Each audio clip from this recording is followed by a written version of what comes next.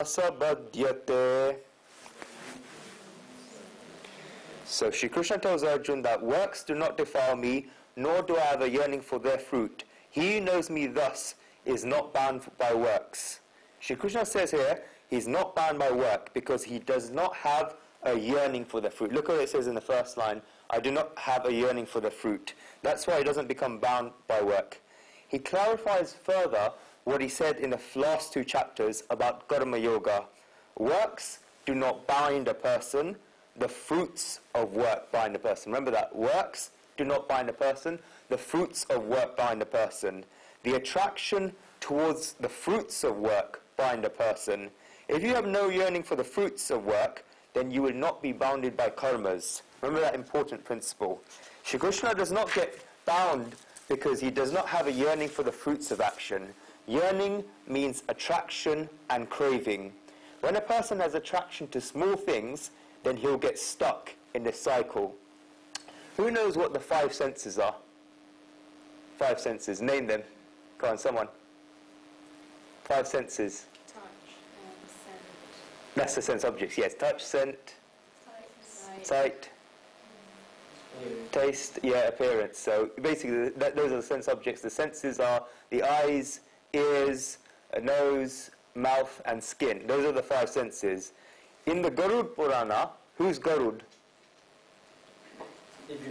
That's right, he's a vehicle of Vishnu. In the Garud Purana, whole scripture about him, it says very, very, very nice, beautiful thing about this. It says that yearning is a pull, and if one has attraction to many different things, he'll get pulled in many ways. And 5 examples are given for each of the senses to demonstrate this. It says, Kurunge matanga patang brungam mina hata panche pacha eka pramadi sakanta nayante yaseta te pacha naviditva pancha. Meaning, like a deer gets pulled by sweet music, so that's the ears. Like an elephant gets pulled by a she-elephant, that's the touch.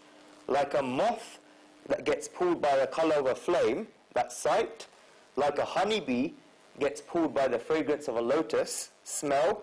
And like a fish nibbles at bait and gets caught, that's how, shown 5 examples from nature, how 5 animals, each one representing one of the senses, get swayed towards their death. Each of these animals dies in those situations. In order to catch deers, hunters make sweet music using instruments. Hearing the music, the deer becomes attracted and gets pulled towards it. Another 15 or 20 hunters are waiting there. They've created a big net. They trap the deer in a net and kill it. Because the deer doesn't have control over its hearing senses, it gets caught and killed. It has so much attraction to music. That's deers, the ears. In order to catch elephants, hunters make a model of a she-elephant and dig a pit underneath.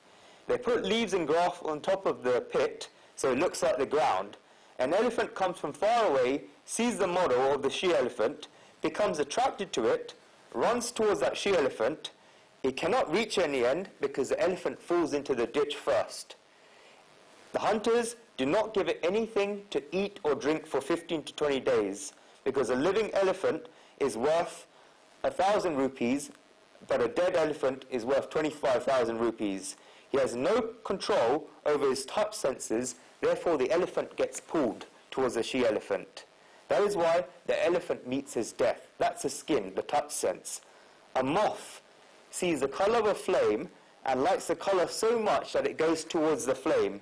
He gets caught in the flame and dies. This is the attraction of sight, of appearance. Urdu poets write a lot of poems. They say, Shama ko dekhkar parvani unko kurbani deta hai. Meaning, on seeing a flame, a moth sacrifices himself. Sanskrit poets say that this is not kurbani, sacrifice, but murkami, stupidity. So many moths have died by going into flames over all these years, and yet they still do not know that they're going to die inside that flame. That's sight. Now smell. A honeybee gets attracted to the smell of a lotus, goes inside the lotus to suck the juice. When the sun rises, the lotus gets closed and the honeybee gets trapped inside the lotus. A honeybee is able to eat walls that are made out of bricks and clay. When a person makes a house, then they make the wall out of bricks and clay and mortar.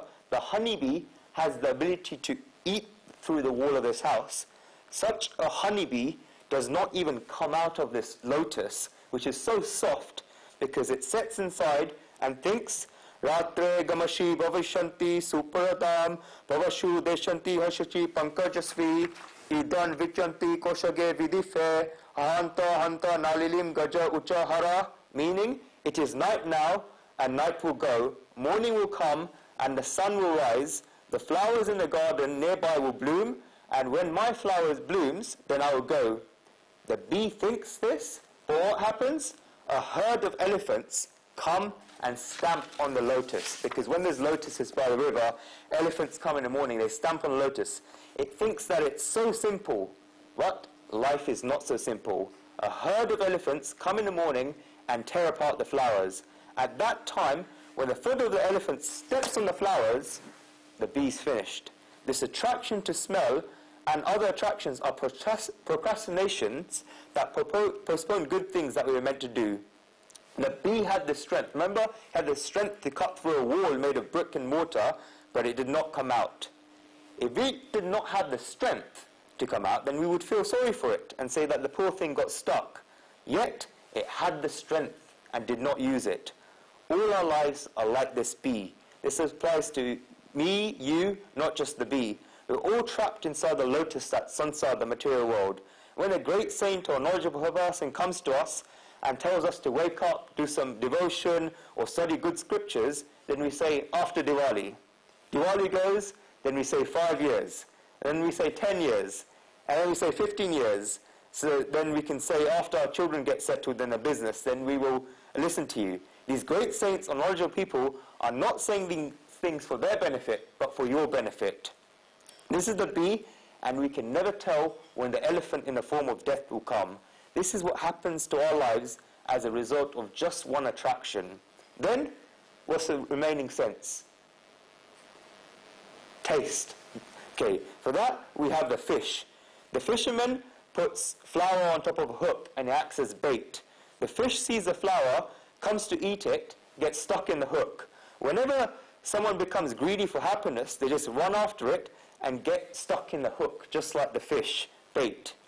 If an animal does not have control over one of their senses and runs after each of these things, they eventually come to their deaths.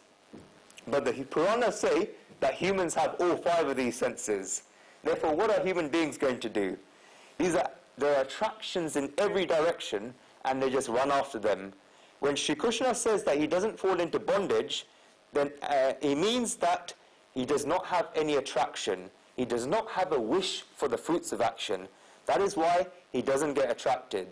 He does work, but not for the fruits of work, and because he has these wishes in mind. If a person does this, then he will not get bound into karmas. Okay, next verse.